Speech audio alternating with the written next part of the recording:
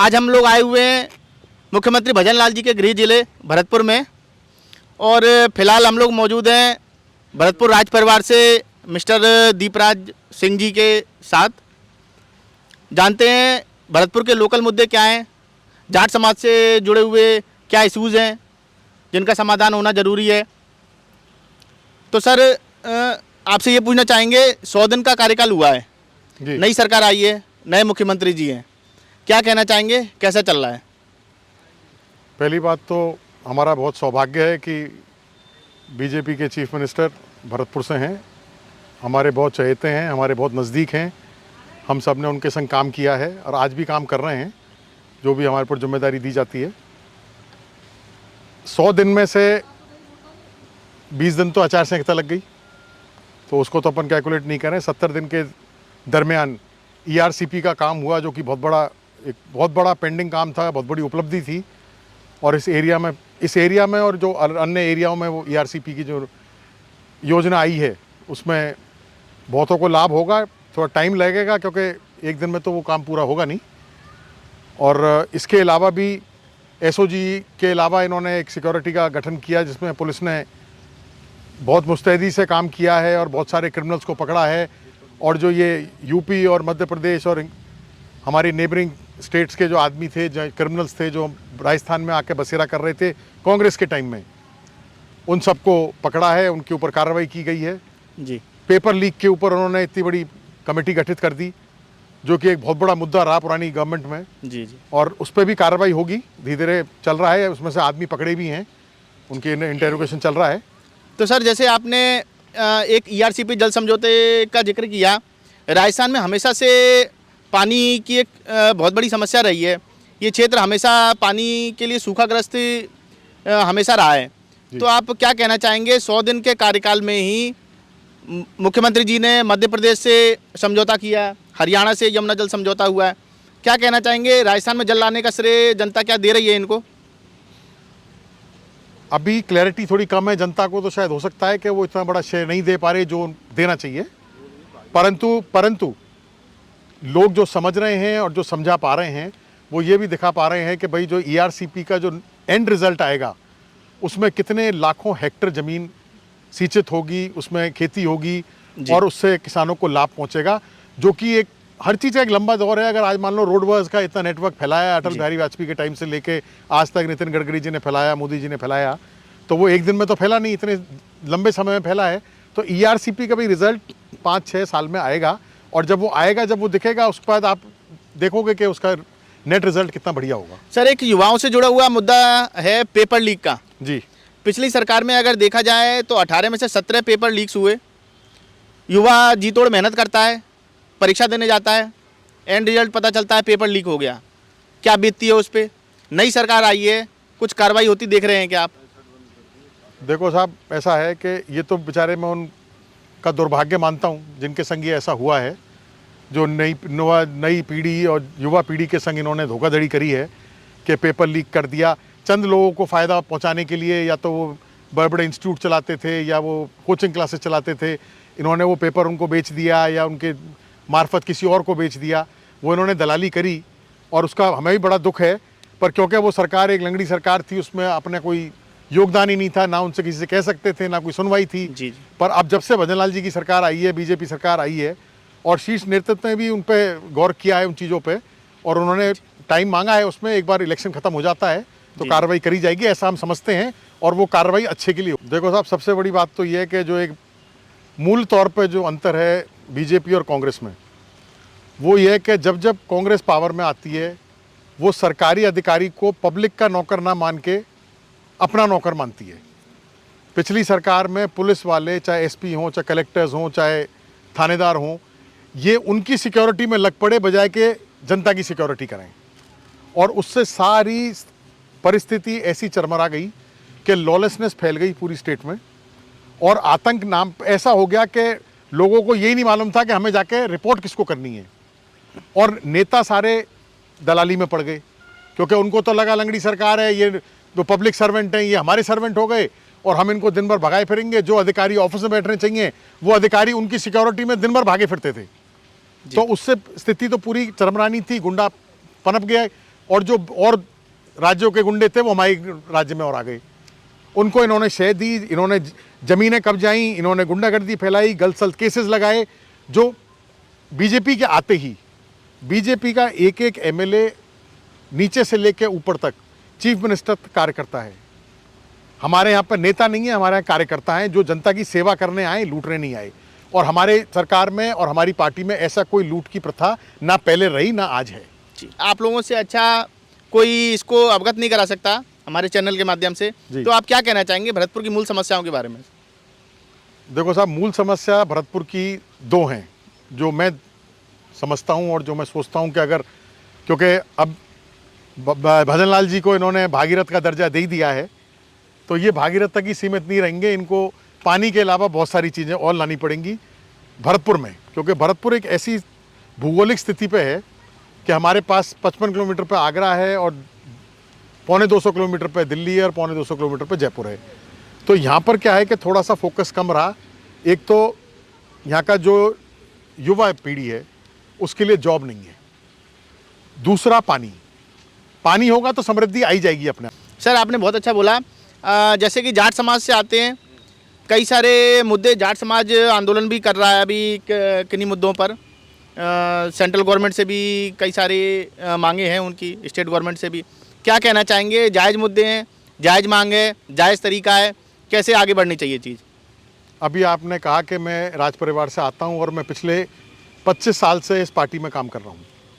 भजन लाल जी मेरे बहुत सीनियर हैं, बहुत साल से उनके मार्गदर्शन में हमने काम किया है और वो इस चीज़ को मुझसे बेटर समझते हैं कि यहाँ का जो युवा पीढ़ी है उसको रिजर्वेशन चाहिए। उसके लिए वो ऑलरेडी काम कर रहे हैं। ऐसा नहीं है कि उन्होंने कोई अंदेशी करी हो। आरक्षण ब्लैकमेलिंग से नहीं मिलता। आरक्षण मिलेगा एक सर्वे रिपोर्ट के ऊपर, एक प्रयास के ऊपर, जिसमें हमारी चीफ मिनिस्टर साहब पूरी मदद कर रहे हैं। उन्होंने टाइम एंड अगेन बोला भी है कि मैं सबके साथ हूं और मैं खासकर अपने भाइयों के साथ हूं जो भरतपुर से बिलोंग करते हैं, जिनको रिजर्वेशन नहीं मिला। बट अकेला आदमी उसमें डिसीजन नहीं ले सकता कि अकेला ही उनके घर में थोड़ी डिसीजन होगा कि साहब हमें आरक्षण दे दिया। कमेटी है, कमेटी बना रही है, उन्होंने रिकमेंडेशन दी है, एक प्रोसेस है। जिस दिन वो आरक्षण के ऊपर प्रेस कॉन्फ्रेंस हुई थी उसमें मैं बैठा हुआ था, मैंने उसमें पूरा सुना। ये अटल बिहारी वाजपेयी जी के टाइम चल रहा है, पर क्योंकि वो पर सरकार हमारी उसके बाद कांग्रेस की आ गई तो उन्होंने वो इमीडिएटली स्क्रैप कर दिया कि साहब ये इलेक्शन मुद्दा था। तो हम इलेक्शन मुद्दा ना बनाएं, इसको प्रोसेस में चलन दें। आरक्षण जरूर मिलेगा, हमारी ऐसी पूरी उम्मीद है भजन लाल जी से और चीफ मिनिस्टर साहब से, क्योंकि चीफ मिनिस्टर साहब हमको बिलोंग करते हैं और हमें समझते हैं कि वो हमारी पीड़ा क्या है। तो सर, एक सैकड़ों साल की समस्या राजस्थान में पानी की थी। राजस्थान की जनता भजन लाल जी को क्षेत्र में पानी लाने का श्रेय दे रही है, क्या कहना चाहेंगे सर? उनको श्रेय ही नहीं दे रहे, उनको भागीरथ बताया गया है। और मैं ये सोचता हूँ कि जिस स्पीड से और जिस मेहनत से उन्होंने मध्य प्रदेश के चीफ मिनिस्टर से बात करके उनसे एग्रीमेंट साइन करवाया, जितनी स्पीड से उन्होंने दिल्ली जाके उसको लाइन अप किया है, वो इसीलिए किया था कि एक ये प्रायोरिटी था उनका शायद भजन लाल जी का। और मैं आपको बता दूं कि परसों मैं भजन लाल जी के साथ कैंपेन में साथ था, तो हम पांचना के ऊपर हेलीकॉप्टर में जा रहे थे। तो मेरे को भजन लाल जी ने एक बहुत बड़ी चीज़ बताई जो कि मेरे को सुन के ऐसा लगा कि अगर ऐसा हो गया तो भरतपुर की तो मैं जानता हूँ, बाकी की तो मैं नहीं कह सकता, एक बहुत बड़ी बीमारी से निजात मिल जाएगी, वो है करौली डैम। उन्होंने ये कहा कि मैं चंबल के पानी की भी कोशिश कर रहा हूँ कि किसी तरह पांचना में डल जाए, और पांचना में डल जाएगा तो वो डैम खुल जाएगा, क्योंकि उसमें क्या है, वो डैम की हाइट बढ़ा दी थी तो उसमें से वो वहाँ पर एक समाज के लोग हैं वो उसे खोलने नहीं देते हैं। उन्होंने कहा खोलने दो मत दो, मैं इतना पानी भर दूंगा कि अपने आप पानी ओवरफ्लो करके चला जाएगा। तो वो सारा पानी कैशमेंट में होके और भरतपुर पहुँच जाएगा, जो एक मैं सोचता हूँ कि एक बहुत बड़ी अप्रोच है उनकी, और वो बहुत बड़ा विजन लेके चल रहे हैं पानी के लिए। और ERCP का मुद्दा इतना बड़ा इतने साल चला, और एक सही टाइम था जिसमें उनको शायद मौका भी मिला, क्योंकि उनके कार्यकाल में भी वो बहुत राजस्थान में घूमे हैं, उन्होंने इसका मुद्दा देखा कि पानी की क्या समस्या है। और भरतपुर में खासकर क्योंकि लो लाइंग एरिया है, तो यहाँ पर पानी था तो खारी था और या नहीं था। तो जो भजन लाल जी ने किया है राजस्थान के लिए, मैं उसको एक बहुत बड़ी उपलब्धि समझता हूँ। और इन्होंने बहुत एफर्ट लगा के प्राइम मिनिस्टर, चीफ मिनिस्टर, सारे स्टेटों से एक समन्वय बना के, हरियाणा के चीफ मिनिस्टर से समन्वय बना के और डॉक्यूमेंट साइन करा दिया है। तो ठीक है सर, जैसा हम देख रहे हैं कि भजन लाल जी भरतपुर के रूट से जुड़े हुए हैं, भरतपुर के रहने वाले हैं, जनता को बहुत उम्मीदें हैं, कैसे जनता की उम्मीदों पर खरा उतरेंगे? देखो साहब, हर चीज़ का एक प्रोसेस है और वो समय ही लगता है उसको करने में। जो हमारी समस्या है वो एक दिन में सॉल्व नहीं हो सकती। क्यों? क्योंकि कुछ समस्या ऐसी हैं जो कांग्रेस की बोई हुई हैं, कुछ समस्या ऐसी हैं जो सोशल इंजीनियरिंग चाहती है। भाई कहीं पर सामाजिक दबाव है, कहीं पर भूगोलिक दबाव है, तो उसमें सब चीज़ों को समन्वय बना के, सब चीज़ों की एक स्टडी करके, पहला काम तो था पानी का, फिर था प्रशासन का, तीसरा था सिक्योरिटी का, चौथा है मेडिकल का, फिर आएगा एजुकेशन। अब ये चारों पांचों चीज़ें 5 साल का दरमियान पूरी हो जाएं। हमारा एक बहुत बड़ा मेडिकल कॉलेज बीजेपी सरकार ने पिछली ने दिया था, वो अभी और एक्सपैंड हो रहा है, उस पर उनका फोकस है। सारे डॉक्टर्स आ चुके हैं, मशीन्स और आ रही हैं, जैसा सीएम साहब ने अनाउंस किया है। यूनिवर्सिटी का उद्घाटन करके गए हैं अभी, महाराजा सूरजमल की इतनी बड़ी स्टैचू का वहाँ पर अनावरण किया गया। उसके बाद हॉस्पिटल में मशीन्स आ रही हैं, यहाँ पर आरबीएम हॉस्पिटल इतना बड़ा बन गया है, उसकी प्लानिंग चल रही है। रोड्स हैं, ड्रेनेज है, यहाँ पर एक सीवेज का बड़ा प्रॉब्लम थी भरतपुर में, वो सीवेज का हो रहा है। एनजीटी से प्रॉब्लम है, जब वहाँ पर हमारा प्लांट है वो भी चल नहीं पाया है। तो इन सब चीज़ों को प्रायोरिटी दे के वो काम कर रहे हैं, क्योंकि मैं उनसे डे टू डे संपर्क में रहता हूँ और उनके साथ लग के हम काम कर रहे हैं, तो उनको भी हम अपडेट देते रहते हैं। सर, एक नई सरकार आई है, नए मुख्यमंत्री जी हैं, एक किसानों से जुड़ी हुई बहुत पुरानी मांग है एमएसपी का कानून। तो एमएसपी का कानून आपको क्या लगता है कि क्या समाधान होगा, कैसे होगा? किसान भी अपनी जिद पे कई बार अड़े रहते हैं, सरकार के पास कोई सीधा रास्ता इसका दिख नहीं रहा है, कैसे समाधान होगा? आप लोग क्या सोचते हैं? देखो साहब, एमएसपी ये बहुत बड़ा डिबेटेबल इशू है। इसके ऊपर सरकार ने, सेंटर की सरकार ने बहुत प्रयास किए। किसानों को समझाना थोड़ा डिफिकल्ट है, क्योंकि क्या होता है, अभी भी जैसे जाट समाज के ऊपर राजनीति कर रहे हैं आरक्षण को लेके, ऐसे ही किसानों को लेके फिर वो राजनीति शुरू हो जाती है। उनको बरगलाया जाता है कि आपको लूट लेंगे, आपके ऊपर बड़े बड़े सेठों को बैठा देंगे। ऐसा कुछ भी नहीं था। वो बिल जो है आज समझ में नहीं आ रहा होगा, मोदी जी जो बिल लेके आए थे वो बिल मैंने पूरा स्टडी किया है, वो बिल बहुत फ्यूचरिस्टिक था। अब किसी को अगर विजन ही नहीं है कि कोई आगे आप सोच ही नहीं पा रहे, हम सब धंधा करते हैं, किसान, मैं भी किसान खेती का मालिक हूं, मैंने भी खेती करी है, मैं एमएसपी समझता हूं। पर एमएसपी सरकार के लिए इमीडिएट लागू करना और एक एक्स अमाउंट, अभी सरकार ने शायद 130 रुपये बढ़ाए एमएसपी पे, उसमें एक्सचेकर गवर्नमेंट को कितना रुपया कर्जा आया? 27,000 करोड़ का। वो फिगर इतना आसान नहीं है। पिछली सरकार गई है, पूरे कर्जे में छोड़े गई है, खजाना पूरा खाली कर दिया है। तो मैनेज कर रही है सरकार कैसे ना कैसे करके। सरकार की बहुत सारी समस्याएं, एक दिन में समस्या समाधान नहीं हो सकते। क्यों? क्योंकि पिछली सरकार जो बीमारियां दे गई है उनसे निजात पाना इतना आसान नहीं है। सर, अभी अयोध्या को लेकर के एक 500 साल पुरानी समस्या थी, वर्तमान सरकार ने समाधान किया है।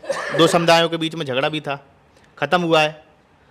फिलहाल भजनलाल जी है संभागीय मुख्यालय से दर्शनार्थियों को दर्शन भी करा रहे हैं अयोध्या धाम का, खुद भी अपनी पूरी कैबिनेट को लेकर गए जी। क्या कहना है, जनता क्या सोच रही है? अयोध्या का जो मसला हल हुआ है, यात्रा जो हो रही है अयोध्या की, क्या कहना चाहेंगे सर? देखो साहब, ये तो एक तो इनके मैनिफेस्टो में ही था और ये 500 साल पुराना मुद्दा था जो कभी ना कभी तो सॉल्व होना था। चाहे कोर्ट का रास्ता होता है, चाहे वो आपके सामाजिक तौर पे बैठ के समझौते का रास्ता होता, और वो समझौता हो गया और वो कोर्ट ने फाइनल वर्डिक्ट दे भी दिया और वो बहुत बढ़िया मंदिर बन गया और एक ऐसे वैभवशाली चीज़ बन गई है जहाँ पर आज नहीं तो आज से 10 साल बाद एक वर्ल्ड टूरिज्म का स्पॉट बनेगा। और जो ताजमहल दुनिया देखने आती है, वैसे वो राम मंदिर को देखने आज भी लाखों दर्शन जा रहे हैं और आगे भी जाते ही रहेंगे। बातचीत के सर आखिरी क्रम में जाएंगे जी। चुनावों का माहौल चल रहा है, अगर रजामंदी आपकी हो तो बीजेपी और कांग्रेस दोनों बड़े बड़े दावे कर रही है, पर क्या लग रहा है बीजेपी राजस्थान में कितनी सीटें जीत रही है सर? 25 की 25 सीट राजस्थान अब के बीजेपी को देगी, तिवारा देगी।